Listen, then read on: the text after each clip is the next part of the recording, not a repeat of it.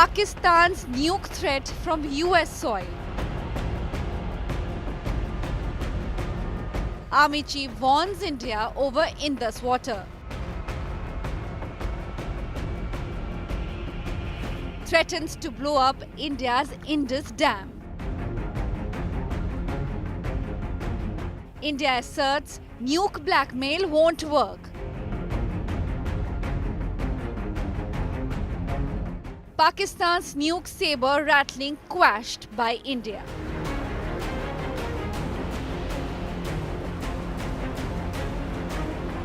Jihad's general nuke threat. That is our top focus on NewsTrack.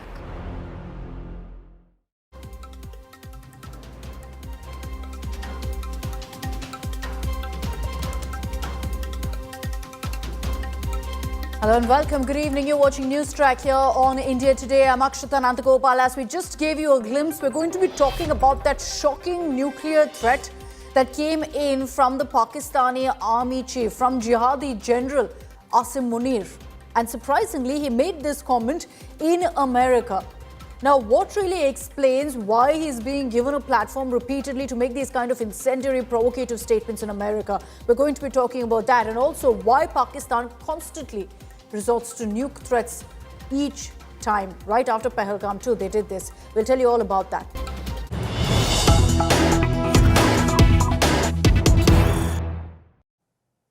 And let's begin with the breaking news that's coming in. Ukrainian President Volodymyr Zelensky will not be a part of the peace meeting between Trump and Putin in Alaska. There's been a sustained campaign by Ukraine, backed by the European Union, to have Zelensky at that meeting between Trump and Putin. It will not happen, as Trump has confirmed that Zelensky will not be attending the Alaska huddle. Remember that Trump and Putin will be meeting on August 15th in Alaska for what's being referred to as a peace meet. And Trump has made it clear that the Ukrainian president will not be there.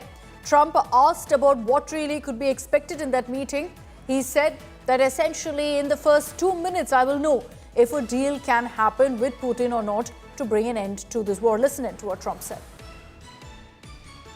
He wasn't a part of it. I would say he could go, but he's gone to a lot of meetings. You know, he's been there for 3.5 years, nothing happened. Well, we're going to have a meeting with Vladimir Putin, and at the end of that meeting, probably in the first 2 minutes, I'll know exactly whether or not a deal can be made. He wasn't a part of it. I would say he could go, but he's gone to a lot of meetings. You know, he's been there for 3.5 years, nothing happened. Well, we're going to have a meeting with Vladimir Putin, and at the end of that meeting, probably in the first 2 minutes, I'll know exactly whether or not a deal can be made. Okay, so that is the statement that's come in from the US President Donald Trump, making it very clear that this is going to be a one-on-one meeting between Donald Trump and Vladimir Putin. And there's no question of Ukraine being a part of the meeting that takes place in Alaska. This is considered to be a breakthrough meet of sorts because we've been seeing how the US president has been taking on Russia. But amid that sustained campaign by Ukraine, by the EU to get Ukraine also on the talking table in Alaska has been thwarted, at least on Trump's part, who says there's no question of Zelensky being there. I'll bring in our foreign affairs editor, Geeta Mohan, for more on this. Geeta, Trump making it very clear that there's no invite that will be going to Zelensky. He was trying very hard to get as much support as he could to ensure he's there in Alaska too, but doesn't look like it's happening.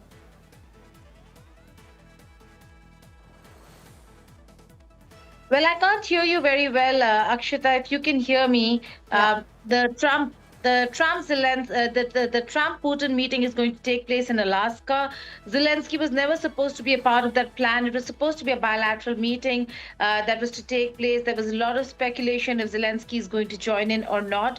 But this is a bilateral meeting. It is one where, like Trump said, he's going to look at whether if Putin really means business or not. He's already said that he's going to look at it, and in the first 2 minutes, he'll know whether there's a deal or not. But a significant statement that he's made, a significant part of his statement is, Akshita, that he is going to ask Putin to give some of the land back, and that Russia has a lot of important land. Now, we do know that Donetsk and Luhansk are not areas that, or Crimea for that matter, not areas that Russia is going to compromise or negotiate on.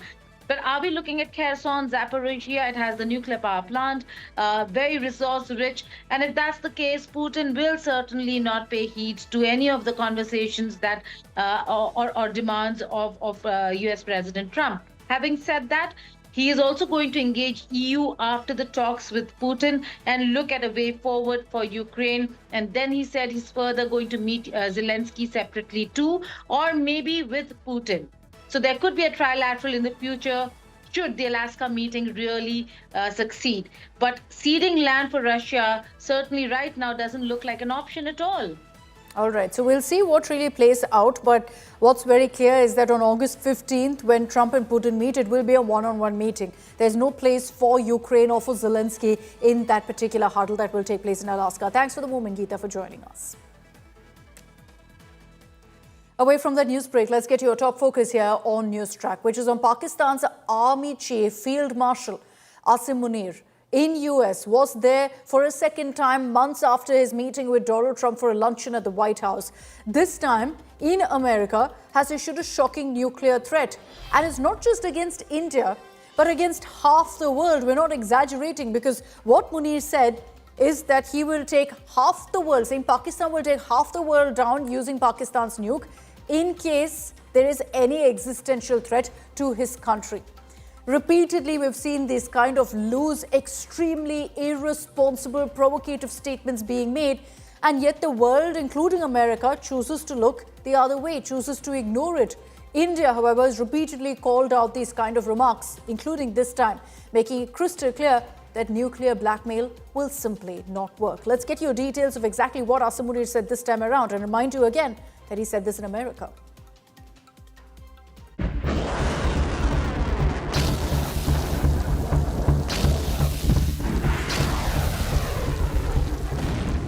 Pakistan still reeling under Operation Sindoor blow.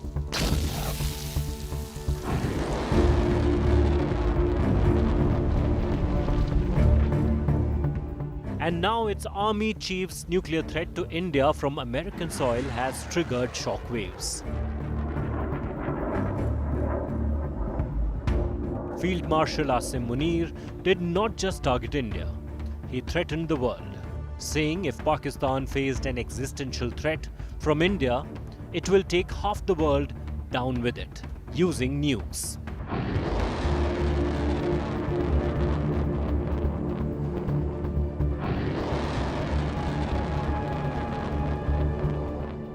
Munir did not stop there.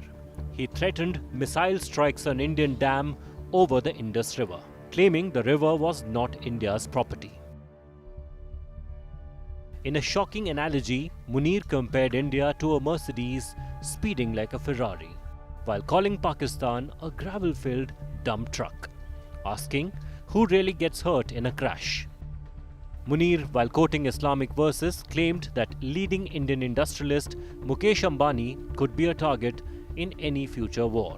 India will have to fight Pakistan state-sponsored radical Islamist terror alone, because America will look after Donald Trump's interests. Right now, America is not even looking after its own interests. America will look after Donald Trump's interests. China will look after its own interests and use Pakistan against India. All of this is being done to stem India's spectacular rise, which is what India is aiming to do, is rise as a strong power, as a strong economic power, as a strong military power. And there will be all methods used, including using Pakistan, like it has happened for the past several decades, to stem India's rise. India slammed the remarks as reckless, dangerous and globally destabilizing. MEA said Pakistan is using soil of a friendly country to target India. India termed nuclear threat as Pakistan's favorite playbook. It also asked the global community to take note of the threat that Pakistan nukes can fall in hands of Pakistan army-linked terror groups. India made it clear that it will not give in to nuclear blackmail and take all steps to safeguard national security. And now the critical question, will the United States act against a nuclear threat issued from its own soil? Especially when US President Donald Trump has been vocal in stopping nuclear escalation? As the Pakistan mask slips again, world is witnessing a rogue military in control, a democracy in name, and nuclear weapons in dangerous hands. Pakistan's threats are no longer regional, they are global. The question is, who will act before it's too late? With Gaurav Sawant, Bureau Report, India Today.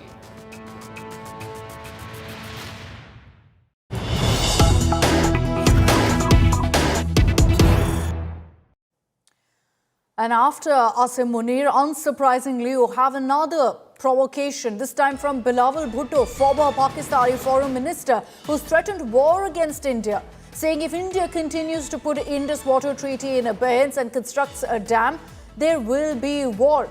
Not the first time Bilawal Bhutto, of course, has made these kind of comments. He's a habitual offender. And previously, too, he's issued warning after warning over the Indus Water Treaty.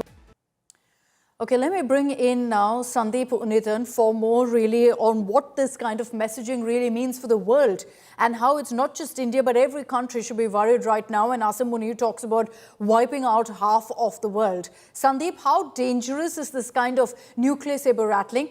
And I think the question everyone's asking is why really is America even allowing all these kind of provocative comments to be made on their soil? Well, there's a correlation between Pakistan's nuclear weapons program and its relations with the United States. Now, each time Pakistan has been of utility to the United States, it has developed its nuclear weapons and the US has chosen to look the other way. This happened in the 1970s, in the late 1970s, particularly when Pakistan was developing the bomb, and it was of assistance to the United States as a frontline state in the US's war on the Soviet Union in Afghanistan. That continued for a decade. That's when Pakistan got its nuclear weapons. Now, cut to 2001 to 2021, the 20 years that it built up its arsenal of nuclear weapons. Once again, it was a frontline state in the so-called war against terror where the United States needed Pakistan, they needed the bases, they needed the access of Pakistan into Afghanistan to fight the Taliban there. And the price for that appears to have been the US looking the other way when Pakistan developed its nuclear weapons. And now today, in 2025, once again, we see this prospect of Pakistan once again building up its relationship with the United States. The US and Pakistan's military have had excellent ties in the last couple of weeks and months. The Pakistani military chief has been dined by none other than President Donald Trump in the White House. And we see this very unprecedented statement made recently by Field Marshal Asim Munir on his visit to the United States, where he leveled nuclear threats at India from the soil of the United States. No, but unprecedented. Truly. And you know, Sandeep, also, when you look at the kind of comments that come in from Pakistan, honestly, nobody seems to understand why they make these comments and what really is with Pakistan's bravado. How nuclear armed is Pakistan that they're talking about, you know, half of the world being wiped out here, Sandeep? Well, there are 8 nuclear armed countries in the world, and Pakistan's case is very unique in that it is the only country in the world where the military directly controls nuclear weapons. In 7 countries, you have the political leadership that controls nuclear weapons. In Pakistan, it is the military that directly controls nuclear weapons. That would make Field Marshal Asim Munir the man with his finger on the nuclear button. That makes it a very dangerous situation indeed. Why is he doing it now? Why is he leveling these threats? Well, as it was said about Pakistan in the past, Pakistan is a country that threatens the rest of the world by putting a gun to its own head. And this seems to be the case with Field Marshal Asim Munir's recent speech as well, where he seems to be drawing attention to the nuclear weapons on the Indian subcontinent by trying to get the rest of the world involved in mediating between India and Pakistan. He's possibly trying to avert another Operation Sindoor where Pakistan's nuclear weapons did not deter India from carrying out the massive kind of airstrikes that they carried out on several air bases of Pakistan, the first time that India had done so since the 1971 war. An unprecedented situation, and Pakistan desperately trying to avoid this. possibly forestalling such a possibility in the future, ensuring that its nuclear weapons and its non-state actors, these terrorists which it has reared for so many years, are safe. All right, Sandeep, thanks very much for joining us with your perspective really of what's been playing out of these constant provocations made by Pakistan. What's shocking, as much as the provocation that's coming from Pakistan is that there's been no condemnation from America, where Asim Munir actually made this statement. We have videos of Munir there in America when he was giving this talk and going ahead and issuing warnings to the world. And yet not one word that's coming from America questioning how Asim Munir could make these statements. And that really tells you, it speaks volumes of what really the American leadership actually stands for right now. Let's get your details now of exactly what India has said in response to Pakistan's nuclear blackmail, which we've repeatedly called out. Even the Prime Minister has said that it will not work. This time there's been a detailed statement that's come in from the MEA, which says these remarks are reckless and dangerous, and that's why India has made it a point to call it out as well. Now, India has also said that what's shocking is that Pakistan is using friendly soil to go ahead and target us, that these threats are no longer emanating just from Pakistan, but the likes of Asim Munir are going to America, an ally of India, and then going ahead and resorting to this kind of nuke rhetoric repeatedly from American soil as well. But India is also recognizing that these are the same old tactics that Pakistan always resorts to, saying nuclear threat is part of Pakistan's old playbook. And we've shown you that instances of how many times, and these were just a few of them that we've handpicked, of Pakistan leaders, ministers, influencers speaking about these kind of nuclear threats to India. India has also in its statement now said that Pakistani nukes risk falling into the hands of terrorists. And that's a worry that we've repeatedly asked the world to take note of. And MEA say very clearly that India will not bow to nuclear blackmail, that it simply won't work. India will protect its security at all costs. The Prime Minister has reiterated that very message, saying very clearly that there's no question of any nuclear blackmailing working. It will not serve as any sort of deterrent, that India will go ahead and put India first, that it will protect its security at all costs. And that's been reiterated again today by the Ministry of External Affairs. But let's talk about Asim Munir, who's in America in a matter of months. The last time around, he managed to get an audience with Donald Trump for a luncheon at the White House. This time, invited for a general's retirement ceremony, again given a VVIP, welcome in America. But Asim Munir himself has risen in Pakistan. And let's talk about that, particularly after Operation Sindoor. He was even promoted despite the failures that Pakistan saw, despite all of the losses that they suffered. Now, there's still a lot of questions about whether he's going to have a bigger role in civilian affairs, because we all know that it is the Pakistan army that calls the shots in the country. Asim Munir is the country's first madrasa-educated Pakistani Chief of Army Staff. He comes from a family of high-born Saids who trace their ancestry directly to Prophet Muhammad and who migrated to Pakistan in 1947. Munir was to retire in November 2025 after completing 3 years in the saddle. But in November 2024, he got Pakistan's parliament to pass a bill extending the tenure of all service chiefs from 3 years to 5 years, removing that upper age limit for a 4-star chief. Munir's current tenure will now end in 2027, after which he is still eligible for reappointment. So it's no coincidence that Munir was the head of the notorious Pakistani spy agency, the ISI, when it orchestrated the vicious Pulwama terror attack that saw the deaths of 40 CRPF personnel back on February 16, 2019. 6 years on, Munir, now de facto supremo of Pakistan, is once again in India's crosshairs. He's popularly known as Jihadi General. It's not just India, but also Shehbaz Sharif that must not underestimate Asim Munir. Those who have done so in the past have learned their lesson the hard way. Among them was Imran Khan, who, as Pakistan's Prime Minister, cleared Munir's appointment as ISI chief in 2018, only to sack him 9 months later, apparently because Munir was bold enough to brief him about the alleged corrupt dealings of his wife Bushra Bibi. Munir never forgave Imran for the humiliation of being possibly the shortest-serving ISI chief and bided his time to hit back.